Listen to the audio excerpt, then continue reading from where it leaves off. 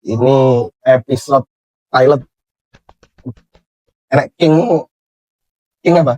Musangking. Manchester durian lah Andi. MU Sangking kan. Wah, itu kan jenis durian. Waduh. Oke, gimana? Masukan aman apa rada greges iki? Greges ini karena kita sebagai fan Arsenal kan kelamaan dipuncak. Oh, tadi kelamaan dikalahkan ini. Hawanya itu dingin gimana gitu. Hati-hati. Kan nggak pernah kan MU beberapa musim terakhir itu merasakan kedinginan puncak. Enggak pernah, belum pernah. Oh, oke. Belum apa Mas yo? Hari ini mungkin akan update soal berita sepak bola. Berita sepak bola ya, internasional maupun luar negeri. Dan juga nanti ada update ya. Yang pertama ini Mas Kanib. Jadi format Liga Champions kemarin kan baru selesai itu. Matchday hingga matchday ke-8. Ya. Gimana menurut Mas Kanib? Hasil yang menakjubkan apa ini? Yang saya kaget itu Mas, Benfica lawan Madrid. Oke. Yang sampai menit 90 lebih plus itu. Terus terang saya nggak lihat ya tadi malam ya. Terus terang nggak lihat ya teman-teman. Tapi kok lihat akhirnya kok apa tuh di TikTok kok. Loh, seliweran teman saya yang fans tetangga berisik itu. Nggak pakai story gitu opo. Kok apa gitu jenenge? Namanya gitu apa? Absolute Cinema. Kok Mourinho kok duting-duting.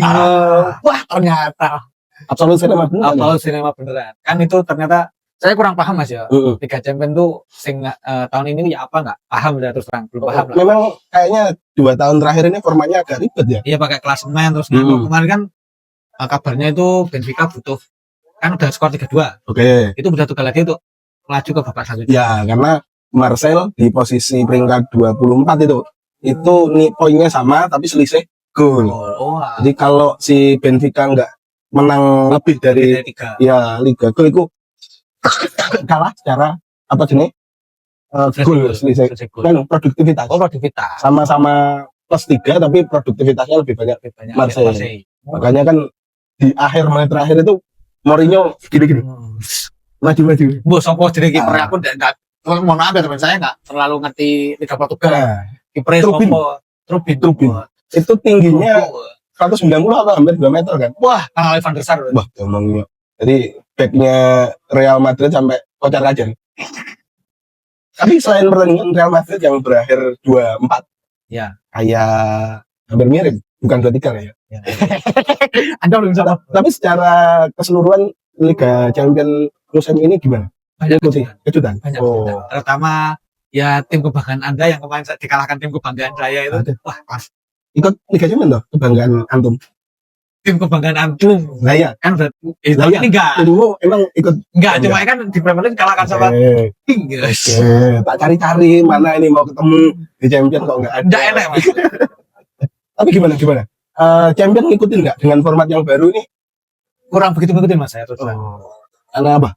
Kira-kira. Iya, kurang menarik pertandingannya atau gimana? Itu tadi saya bingung loh kok di klasemen enggak paham lah terus. Waduh, ki formatnya kan jadi wes dia di liga masing-masing itu udah berjuang mati-matian jadwal padat malah dipadet iki.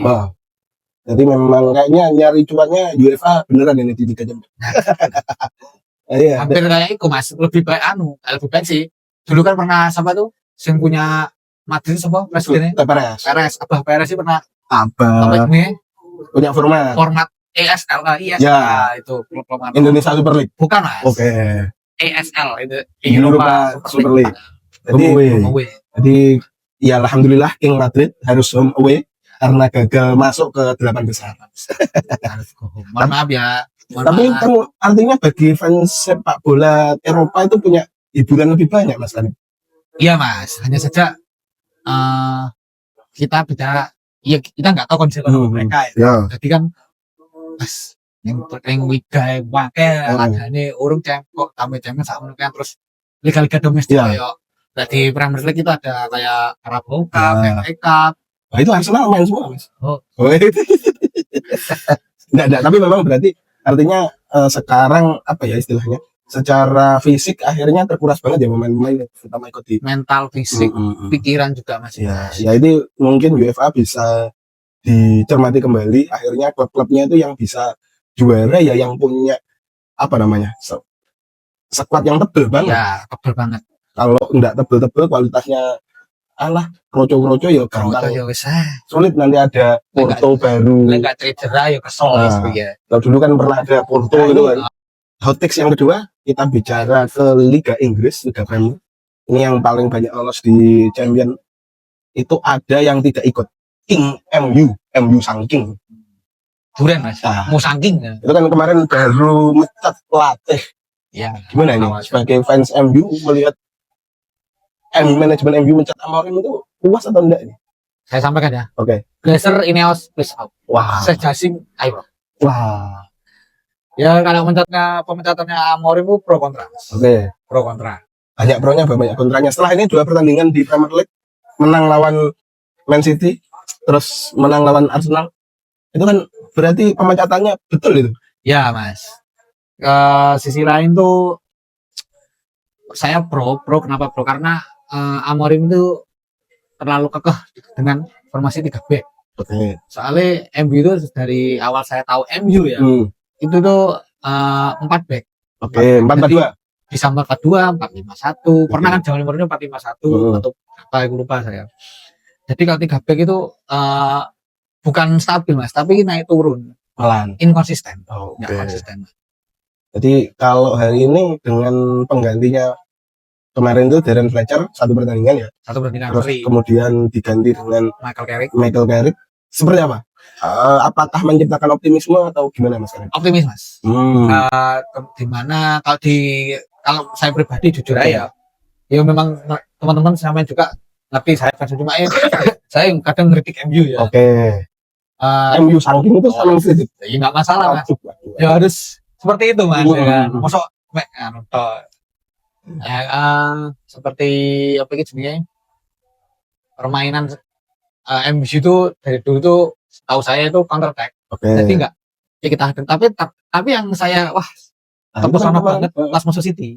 Sekitarnya depan Pep yang kita kan. Itu apa itu kayak di komentatornya Arab itu Bruno Cunha Luxo. Itu pertama kali ya dulu. Dulu yang ada kan apa Pedro Messi Xavi. Iniesta. Mek ngono-ngono ae pas dan City. Tapi gimana dengan permainannya si Carrick sekarang, apakah membawa angin segar lebih baik dari Amorim atau ya itu hanya fenomena cuma ini awal pergantian aja, setelah itu nggak ada perbedaan? Ya kalau dari segi pemain perbedaannya ada. Dimana biasanya kalau Amorim tuh langsung pasang striker kan di depan, langsung Sesko ataupun Siksi. Tapi kalau Carrick ini beda, ya bener 4 back. Tapi di depan itu mesti di formasi dibuat false 9. Jadi yang jadi striker itu bingung. Dan yang jadi pembicaraan lagi itu Dorgu. Tapi hutan itu. Rasis. Cuma aku melihat Dorgu itu ketika di Amorim itu kan cuma bisanya lari aja. Itu Mas perbedaannya. Ngasih crossing kemana-mana. Tendangan nggak jelas. Kemarin itu lawan Arsenal tendangannya bisa gol terakhir. Buat kita. Ya itu Mas perbedaannya. Kalau di strateginya Amorim itu lebih build up ke ke bawah zaman sing gundul Ten Hag. Build up saya sih kurang paham cuma untuk MU kalau dibuat build up kurang sih. Lebih ke counter attack sih. Oke. Menurut saya pribadi loh ya. Oke, jadi kalau prediksinya Mas Kanib kira-kira di bawah Carrick ini apakah akan diperpanjang nggak jadi interim atau dia akan jadi ya ngisi waktu luang aja sebelum musim berakhir? Ya kemungkinan ya kalau saya sih sama seperti pendapat legendnya Roy Keane ya. Untuk Michael Carrick udah ngasih perubahan hanya saja untuk jangka panjangnya. Untuk jangka pendek it's okay. Air masuk ini beberapa bulan Tapi untuk jangka panjang saya kira belum sih. Belum. Nggak mau karena Liga bawah legend ini nanti bisa berjaya. Kembali menjadi king yang sebenarnya. Belum tentu. Kenapa takut ya? Bukan Mas. Yang sudah bagus bisa balik.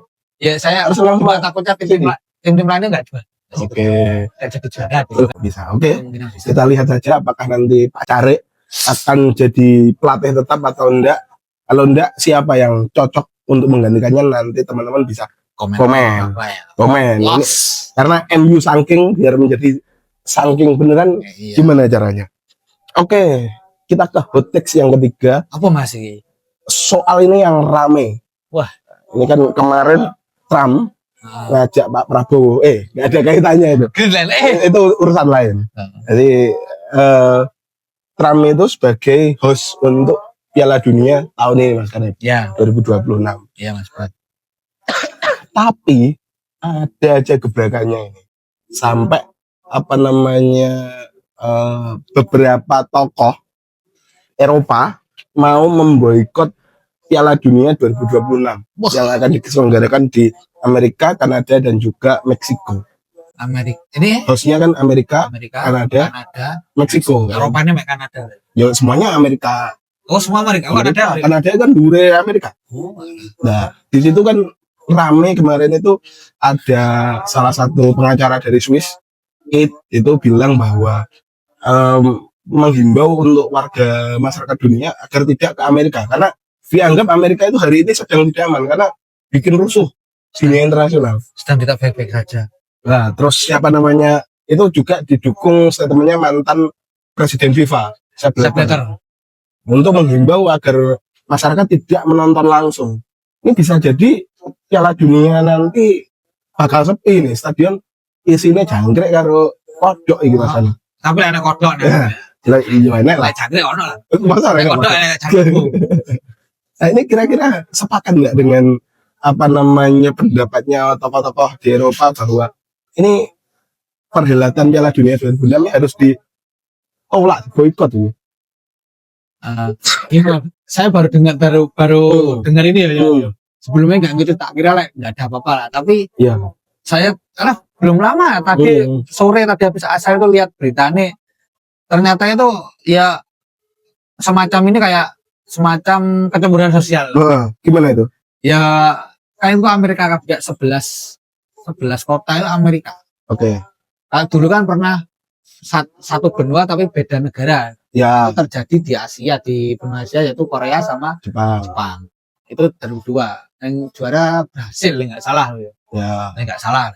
Ya. Ronaldo 2 gol di final lawan Jerman itu. Nah, itu kan adil, cuma ya ada apa itu namanya isu-isu match fixing dan lain-lain. Kita nggak tahu lah itulah. Ya.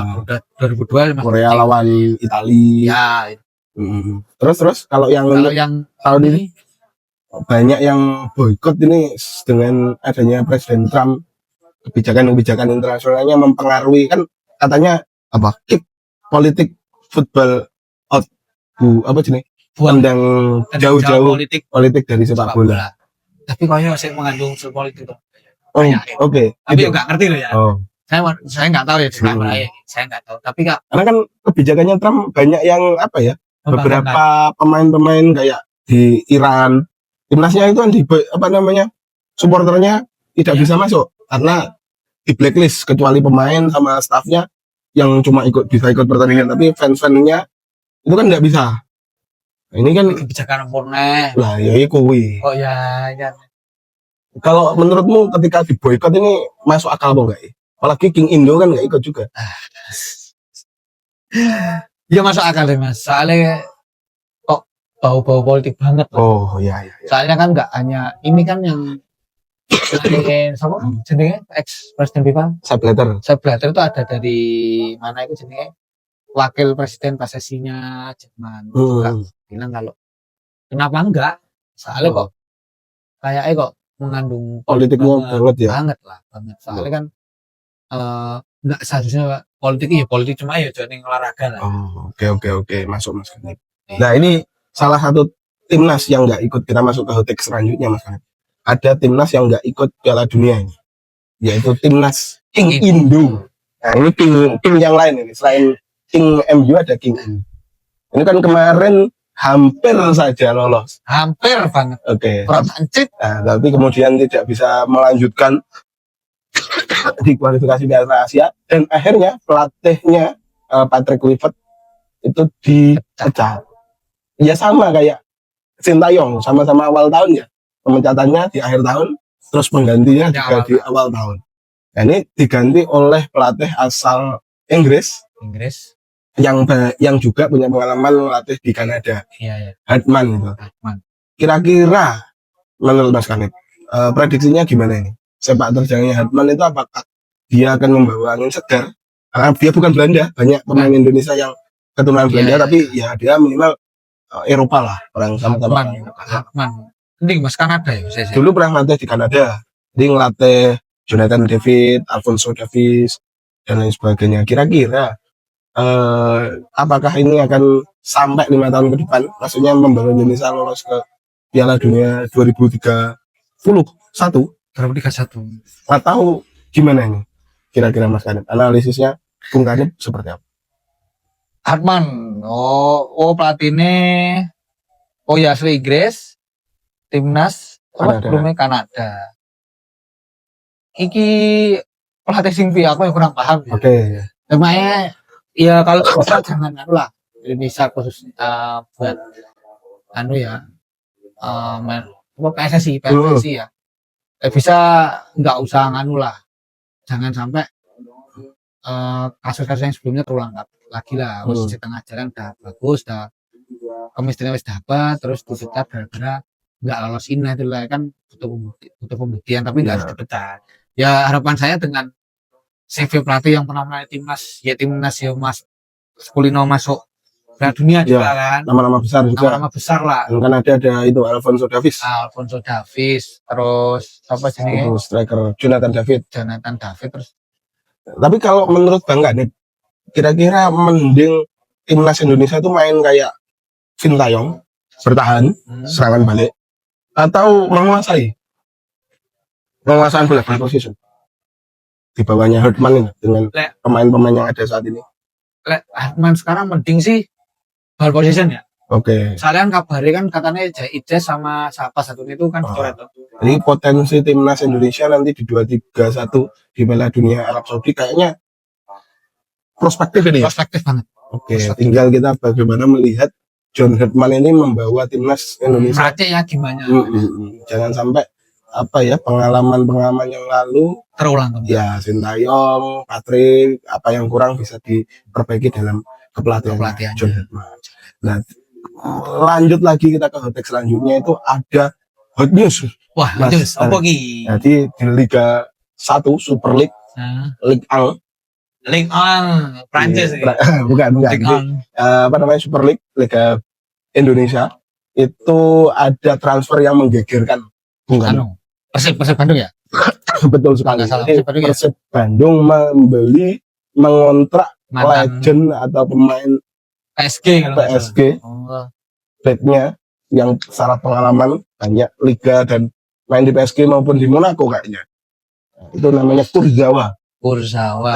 Namanya lengkapnya siapa namanya? Lain Kurzawa. Ya kan? Ya, Layvin Kurzawa. Ini gimana Mas Kanib? Apakah ini menciptakan ketidakseimbangan Liga Super League ini Mas Kanib? Dengan adanya ini kan marquee signing ini, pemain top kelas Eropa ini masuk ke, dan umurnya belum tua amat lah, masih 32 sebagai 33. Ya, sebagai back itu kan masih moncer lah, masih umur prime lah ya. Potensial. Pernah di Fulham ya. Kira-kira gimana ini? Ini apakah Liga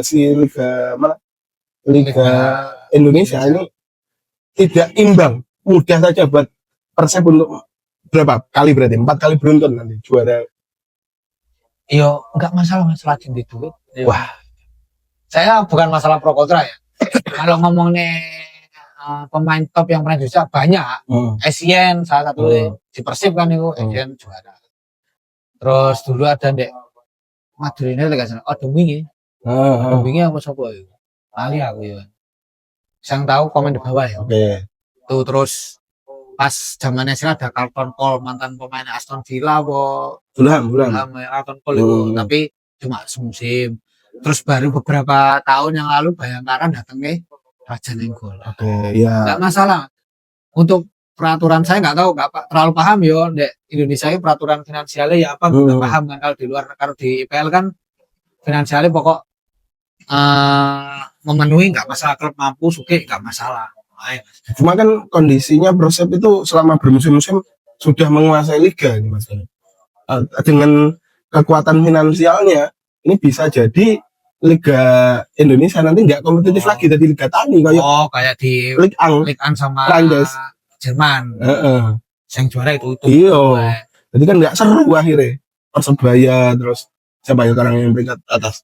Persebaya, terus Persija, Itu kan nggak Borneo. punya potensi kuat ini, apalagi sudah punya Kurzawa. Gimana Mas Karim? Melihat ini harus dibatasin nggak kayaknya? Persib ini biar Itu tergantung regulasi Mas. Kan regulasinya di Liga Indonesia ini kan katanya kan 11 pemain asing loh. ya. Ya mungkin yang diperbaiki regulasinya. Oh. Itu ya. Oke. Ini mohon maaf loh yo Ya. yang tahu komen. Jadi sih mohon maaf ya. dengan transfer baru ini Tom di Haye terus Januari ini kayaknya pemain-pemain dari Persib lebih ngeri lagi nih. Timbangannya dari Liga Tani. Nah, ini boleh komen dari fans-fans tim-tim maupun Persib maupun tim-tim Liga Super League yang lain. Bisa komen bagaimana tanggapan kalian ya. Oke, yang terakhir update. Jadi program ini namanya program apa Mas kita ini? Apa Mas ya? Obrolan bola. Oke. Disingkat OB.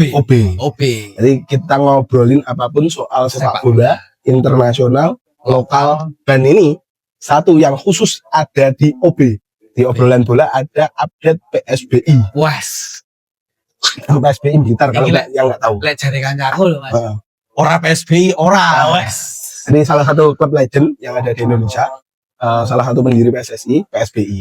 Nah ini singkat saja. Saya mengutip dari Berita Jatim bahwa apa kemarin ada di akhir pertandingan melawan di akhir pertandingan Liga 4 Jawa Timur si PSBI ini mengalami kekalahan 3 kali beruntun. 3 kali Mas. Nah, 3 kali beruntun dan akhirnya tidak lolos untuk fase 8 besar. 8 besar, 16 besar di 16 besar di Liga 4 wilayah Jatim. Nah, jadi supporter itu sampai minta pemainnya untuk melepas pakaiannya, jersey. Nah, itu kira-kira menurut Mas Kanip apa yang kurang dari PSBI Blitar? Setelah musim lalu tidak bermain, baru main musim ini. Kemarin sempat jadi tuan rumah. 3 match hasilnya lumayan positif. 2 kemenangan, 1 kekalahan lawan Lanjut. Nah ini kira-kira melihat PSBI bisa kalah, hasil kurang memuaskan di Sidoarjo kemarin seperti apa? Apakah layak ini supporter untuk meminta pemain-pemainnya sampai lepas baju karena dianggap tidak bisa membawa nama PSBI? Oke, gini ya. Ini sebelumnya mohon maaf untuk fanbase-nya PSSI, PSBI saya nggak tahu apa ya. Saya kurang terlalu mengikuti ya PSBI. Tapi dengar kabar itu bangga sebagai warga Blitar, bangga. Wah, saya itu mengikuti yang menang, tapi saya nggak nonton langsung Mas. Soalnya pas kerja, pulang saya belum bisa gabung. Senang terus kok moro-moro kalah 1-0 kok biro kayak gini. Saya kurang paham. Pas OW di Sidoarjo. Iya. Berapa pertandingan itu kalah? 3 pertandingan kalah semua. Awalnya senang, wah OW rek, PSBI wes senang. Lah kok belum kalah kabeh, gak lolos berapa tadi? 16. Ya cukup kecewa sih. Cukup kecewa. Ya mungkin ini nggak usah terlalu dalam-dalam, move on lah. Ya buat pelajaran, motivasi. Ya mungkin karena mental Mas. Mungkin. Mental pemain mungkin wah kaget atau gimana kan ya bisa juga. Terus untuk saya sempat lihat di akunnya Blitar Football ya gak salah itu selepas jersey kan itu nggak masalah Mas, itu sebagai bentuk protes kan, mereka protes yang dewasa jadi nggak analis nggak udah kan, saya yakin supporter di Indonesia udah dewasa udah pemikiran udah jadi timbang turun ke lapangan merusak nggak apa-apa ya kayak masalah gitu. Itu pernah dilakukan oleh Kurva Milan pas AC Milan itu kalau nggak salah beberapa renatan hasil nggak inkonsisten itu semua pemain tuh nyamperin sisi lapangan itu ada kurva, terus mereka turun, salah satu pemimpinnya ngomong bahasa Italia, pokoknya intinya kita kesini itu kebanggaan, nggak pengen kebanggaan kita itu kalah. Tapi itu nggak sempat lepas jersey, ada beberapa yang disuruh lepas jersey. Cuma berarti itu memang ya praktek yang dewasa bagi Dewasa seorang, banget. Iya. fanbase klub sepak bola, Iya. apalagi tidak melakukan perusakan, vandalisme maupun tindak-tindak kriminal yang lainnya, itu sudah keren banget berarti. Udah dewasa. Itu kekecewaan terhadap tim maupun manajemen. Semoga di tahun depan bisa lolos ya. Lolos, amin. Minimal bisa lolos ke tingkat nasional, Iya. lolos Jawa Timur, baru mungkin musim berikutnya bisa promosi ke Liga 3. Oke, mungkin cukup begitu saja Mas Karim. Oke. Nantikan episode obrolan bola berikutnya. Saya Sulkan. Saya Hanif. Pamit undur diri. Salam olahraga. Salam. Ciao.